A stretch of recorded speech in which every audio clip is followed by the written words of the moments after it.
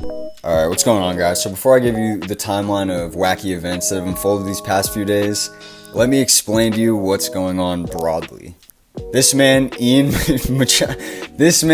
Garry, is an undefeated UFC welterweight. He's in his mid-20s. He's Irish and extremely confident, kind of like a young version of Conor McGregor, low-key. But nowhere near him, you know what I mean? He's somewhat of a rising star until he cruelly made something out of nothing with Neil Magny, a notoriously chill fighter. His wife, Machado'd, is 40 years old, got with Garry in the last few years, was married and had a kid with a nutritionist that now works for and lives with Ian and Layla and feeds Garry soy, which is fucking crazy. She wrote a book on how to be a wag, which is something I just learned about in the last week, honestly.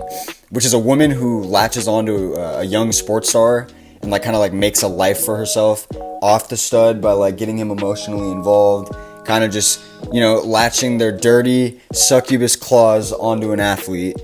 And it stands for woman and girlfriend, if you're wondering. I still don't even know what the fuck that means. But anyways, we move on. The story couldn't get any more bizarre. Dylan Dennis was in them DMs not that long ago, which is just, oh my god, he's everywhere, bro. But now that you're all filled in on the lore, let's get into the Ian Garry gets Machado'd arc.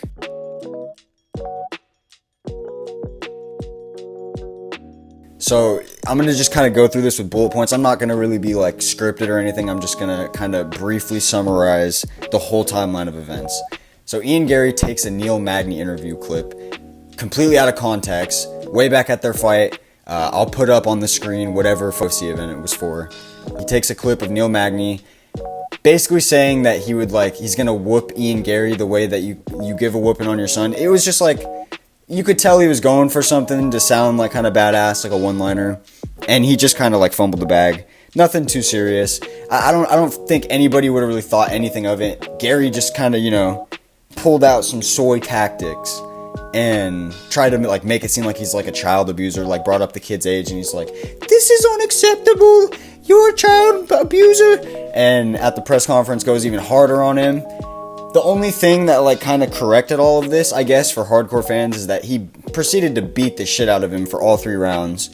Couldn't finish him, which everyone makes a meme out of, especially now that they don't like him even more, and they have a reason not to like him. It was a pretty bad whooping, so I think everybody just kind of moved on, because as fight fans, we care more about the fights than the trash talk and all that. Not safe anymore, because fast forward to a few weeks ago, when Garry posts a clip of a documentary that's being recorded for him, where him and his wife are arguing. She's complaining about MMA guru, I'm assuming, they don't ever say names, and his community for making jokes at their expense. And then Garry makes a subliminal shot at Guru without mentioning his name, sparking a brilliant expose from Guru, where he calls out Garry's wife for being a wag and writing the literal book on how to be one, which we didn't know about until he brought up, so kudos to him. The wag's follow-up was basically to threaten a lawsuit if the banter continued. And again, typical soy tactics, she doesn't directly state that, she just makes it clear that she could have one and she could build one up with everything she has, and she could really pop off right now, she could really start some shit, but they never directly say anything like that. And then Garry himself makes a weak Twitter post saying that the comments he made weren't even about Guru. Definite huffing of copium. Guru also exposes clips wherein Garry he's being interviewed and his wife interjects like a puppet master behind the scenes, controlling what he talks about. It's wild when you can see it live in some of these interviews, and I bet if people dig, they can find more. She also allegedly tried to instigate a fight between Garry and Khamzat while they were all in an elevator with their wives. Khamzat was with his wife, Garry was with hers, and Garry refused, obviously, which is smart, good on him, and she called him a pussy, and he's the one that told us this story. When I say allegedly, it's just because I wasn't there, there's no video of it, but it's coming out of his mouth, so I don't even know why you would say that. It's really, he's getting Machado'd again, but wild, bruh. Anyways, story continues. Captain America Sean Strickland joins the storyline.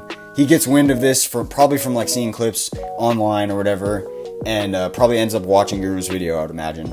And he posts a surprisingly wholesome Instagram video where he's basically trying to rally the community to save Ian Garry from the succubus, and you know, everybody knows, like, if you're a dude and you've been around in the game, you know, once you've been through that, you know how to recognize it like that. So, you know, kudos on Sean for that. It's literally like one of the first wholesome videos I've ever seen from him in my life. But of course, Ian Garry exposes his cuck power level further by DMing Sean and insinuating a lawsuit if he doesn't take down his plea for help. It doesn't really seem like it was him typing it. I mean, I'm sure he sent it, but it kind of seems like his wife was the one that was like pressing for that, because that just, I want to believe that he wouldn't resort to that as a fighter when they're in similar weight classes. Like, they're not too different in size. They could literally handle this shit. So I don't know. I'm just gonna pray that was his wife instigating that, or, you know, controlling that behind the scenes.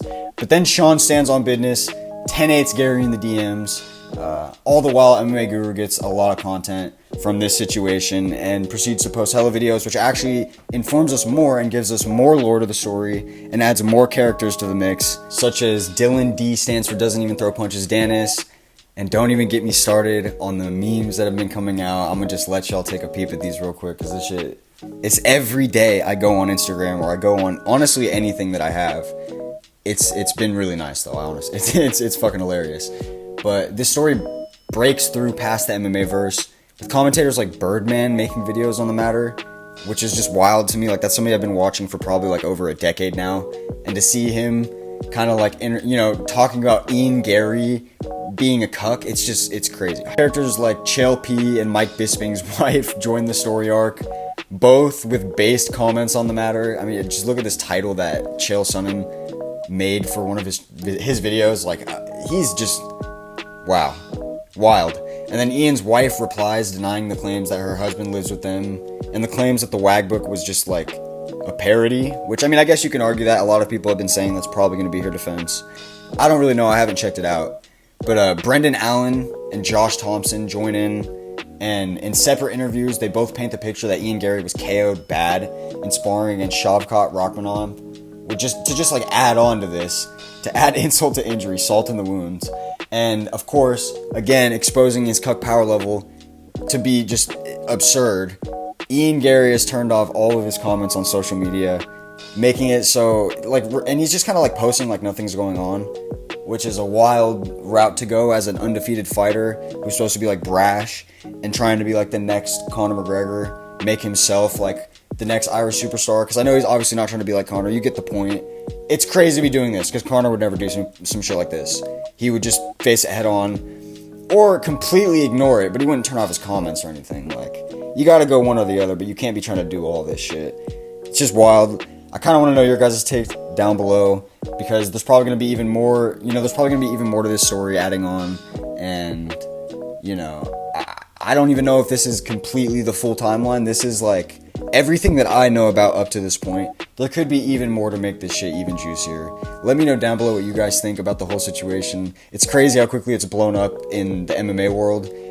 We have 1 week without fighting, and everybody just loses their shit and just starts, you know, we just have to blow up and look for something. But this is like one of the best things I've seen in a while.